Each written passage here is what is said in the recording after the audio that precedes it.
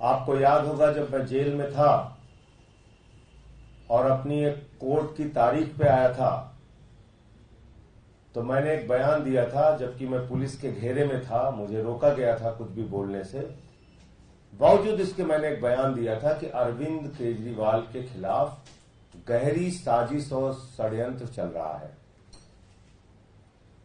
उस समय कई बार मेरे बयान पे लोगों ने आपत्ति की थी कि ये कैसे ये बात कह रहे हैं, लेकिन मैं जानता हूं भारतीय जनता पार्टी की जो कार्य पद्धति है, बीजेपी के नेता जिस तरह से काम करते हैं, वो किसी की जान लेने की हद तक उतर जाते हैं और किसी की भी जान लेने की हद तक अपने षड्यंत्र और साजिश को रचते हैं।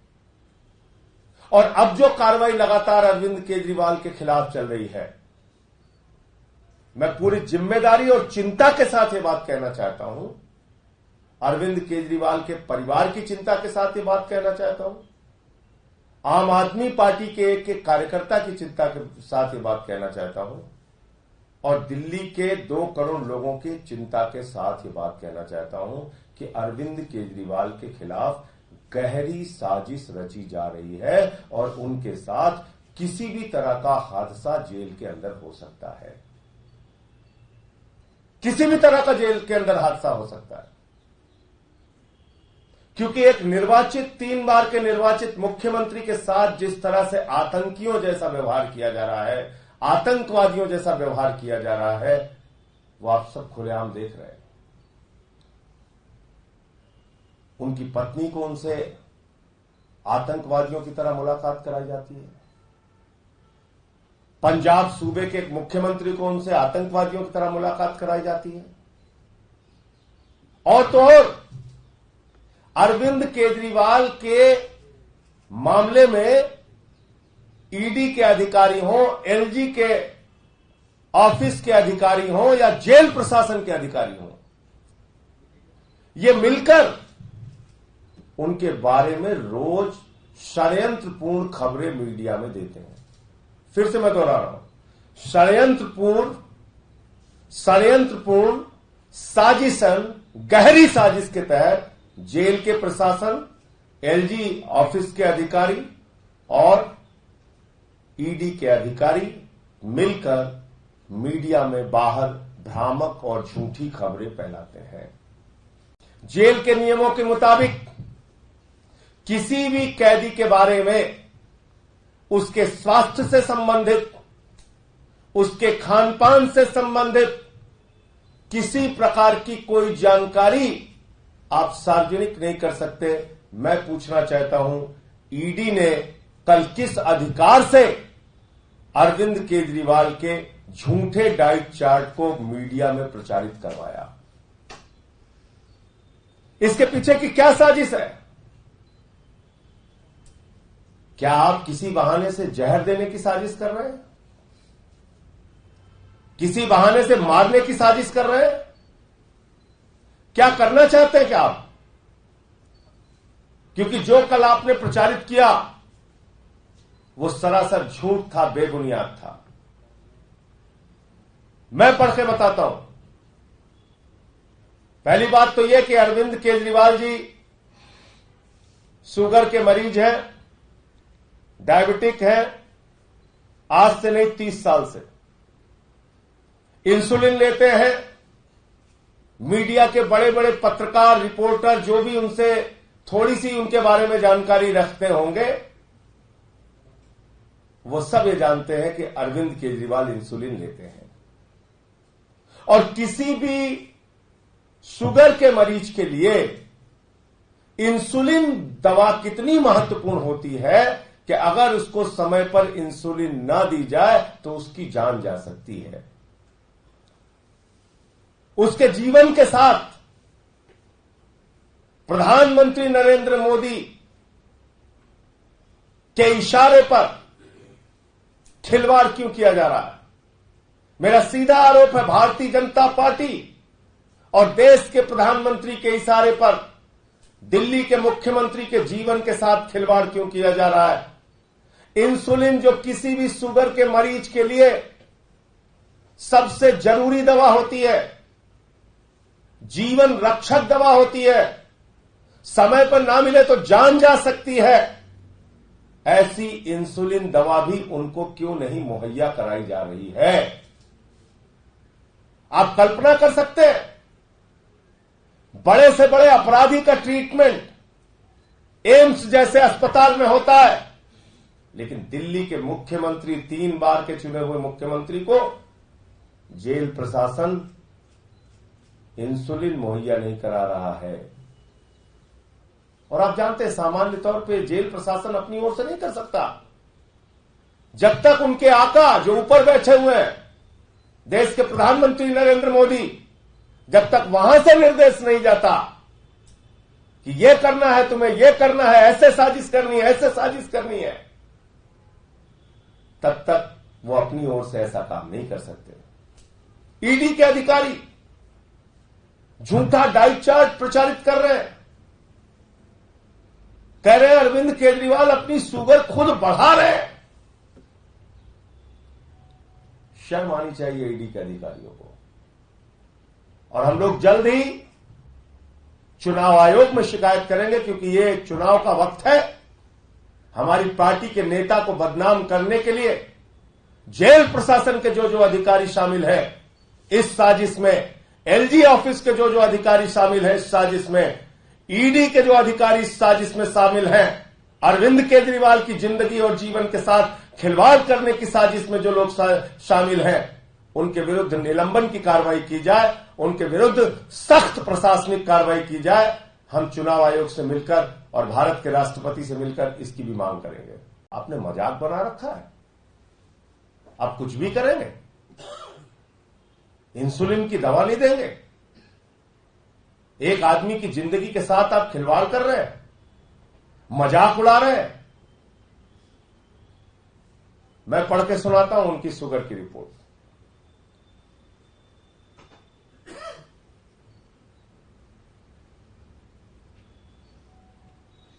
बारह अप्रैल को उनकी शुगर थी 320, 13 को उनकी शुगर थी 270, 14 को उनकी शुगर थी 300, 15 को उनकी शुगर थी 300, 16 को उनकी शुगर थी 250, 17 को उनकी शुगर थी 280। ये उनकी शुगर की रिपोर्ट है, जो अपने परिवार से बातचीत के दौरान वो बताते हैं। उनको आप जानते हैं पैच लगा हुआ, जैसे मैं जेल में था मुझे पैच लगा हुआ था। शुगर के लिए हमेशा उसकी मॉनिटरिंग की जा सके, इसके लिए कोर्ट से मुझे भी ऑर्डर हुआ था, उनके पास भी है। किसी भी समय वो अपनी शुगर चेक कर सकते हैं। इसके बावजूद आप उनको क्यों नहीं दे रहे हैं इंसुलिन? ये आपराधिक कृत्य है। ये अरविंद केजरीवाल की जिंदगी के साथ खिलवाड़ करने की प्रधानमंत्री और उनके कारिंदे जितने भी हैं उनके साथ मिलकर एक गहरी साजिश है। और जल्द ही चुनाव आयोग से मिलके, भारत के राष्ट्रपति से मिलके उन तमाम अधिकारियों के खिलाफ जो इस साजिश में शामिल है अरविंद केजरीवाल के खिलाफ, उनके खिलाफ निलंबन की कार्रवाई की जाए, ऐसी हम लोग मांग करेंगे। ये चुनाव का वक्त है, आप हमारे पार्टी के नेता को रोज रोज बदनाम करेंगे झूठे बेबुनियाद आरोप लगा के।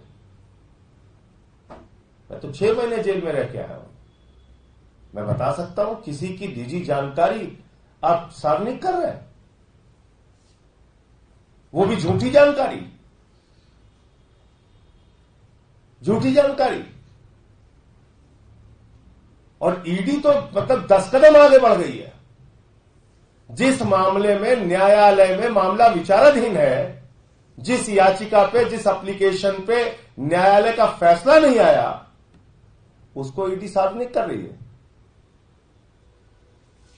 तो मैं फिर दोहरा रहा हूं, मोदी सरकार के इशारे पर अरविंद केजरीवाल की जिंदगी के साथ खिलवाड़ करने की गहरी साजिश रची जा रही है और मैं देश के लोगों से, दिल्ली के लोगों से अपील करना चाहता हूं कि वो आपका बेटा जिसने आपके बच्चों के लिए शिक्षा, स्वास्थ्य, बिजली, पानी, बुजुर्गों की तीर्थ यात्रा, माताओं बहनों के लिए बस की फ्री यात्रा, इतनी सुविधाएं देने के लिए काम किया, दिन रात आपके लिए काम किया, आज आपका वो बेटा जेल के अंदर, उसके खिलाफ भाजपा के लोग और प्रधानमंत्री मोदी जी की सरकार एक गहरी साजिश, उनका जीवन, उनकी जिंदगी के साथ खिलवाड़ करने के लिए रच रही है, एक गहरी साजिश कर रही है। और इसमें आप सब लोग केजरीवाल जी के साथ खड़े होइए और अपने वोट की ताकत से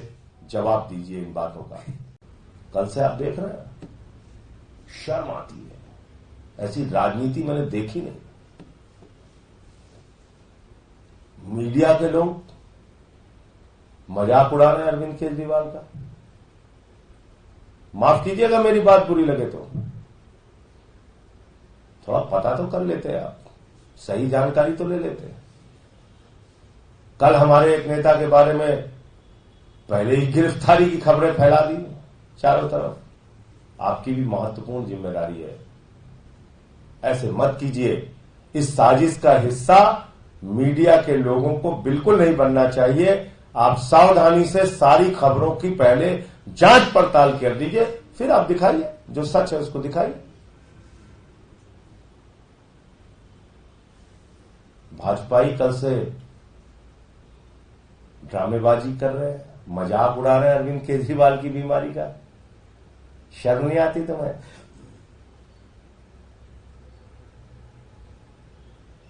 बहुत वरिष्ठ नेता हैं जेपी नड्डा जी, हमारे साथ राज्यसभा में हैं, और भी बहुत सारे नेता हैं बीजेपी के। पता कर लीजिएगा, उनको भी खुद गृह मंत्री अमित शाह जी से पूछ लीजिएगा, वो भी डायबिटिक है, शुगर के मरीज है, पूछ लीजिएगा क्या हालत होती है। मैं खुद 6 साल से डायबिटिक हूं। ऐसे मजाक मत उड़ाओ, पूरा देश आप लोगों को देख रहा है, क्षमा नहीं करेगा आपको। ऐसे मजाक मत उड़ाइए।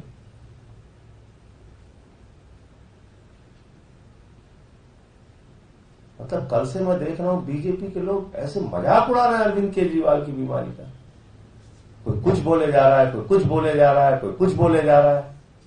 क्या है ये? इतना नीचे स्तर पर राजनीति। तुम कभी बीमार नहीं पड़ते? तुम्हारे पिता, तुम्हारे माता, तुम्हारे बच्चे, तुम्हारे घर के लोग कभी बीमार नहीं पड़ते? कोई बीमार है तो उसकी बीमारी का मजाक उड़ाना है तुम्हें? तुम्हारे नेताओं को डायबिटीज नहीं हुई है, वो इलाज नहीं कराते अपना, वो इंसुलिन नहीं लेते, वो दवाएं नहीं लेते। तुम एक आदमी को 3 बार का मुख्यमंत्री जो है उसको जेल में डाल के उसको मारने की साजिश रच रहे हो, और पूरी पार्टी मजाक उड़ा रही है अरविंद केजरीवाल का। तो ये बहुत ही राजनीति के न्यूनतम स्तर पर भारतीय जनता पार्टी चली गई। नहीं कहना चाहिए उनको कि वो संस्कारों वाली पार्टी है, पार्टी विद द डिफरेंस है। क्या शिक्षा मिली है आप लोगों को? यही सिखाया जाता है आरएसएस की शाखा में, यही आचरण है, आप लोगों ने यही सीखा है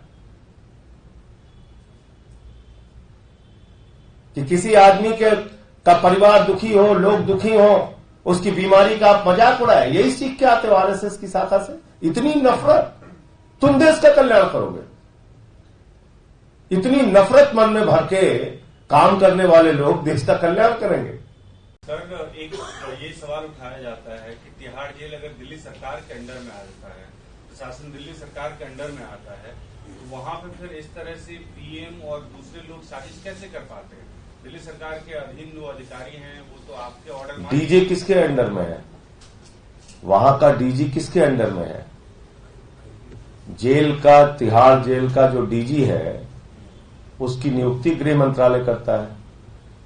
सर्विसेज मोदी जी ने सुप्रीम कोर्ट के फैसले के बाद भी हमसे छीन लिया। जेल के आला मालिक एलजी हैं, वो कल ट्वीट करके चिंता जता रहे हैं और पता नहीं मीडिया के माध्यम से ही खबरें आई कि उससे पहले उन्होंने डीजी प्रिजन से मुलाकात की। तो जब मुलाकात की तो ट्वीट करके कौन सी रिपोर्ट मंगा रहे हैं? यही मैं कह रहा हूं, ये सब बहुत गहरी साजिश का हिस्सा है। मैं यही कहना चाहता हूं। ऐसी खबरें आई मीडिया में, मुझे जानकारी नहीं है इसलिए मैं उसकी पुष्टि नहीं कर सकता। आप लोग पता कीजिए और ये भी पता कीजिए कि क्या, और देखिए ये एकदम अपने दिमाग से निकाल दीजिए कि अरविंद केजरीवाल इस प्रकार की किसी भी कार्रवाई से डरने, झुकने या उनका मनोबल टूटने वाला है। आप करते रहिए साजिश, हम लोग लड़ेंगे आपसे।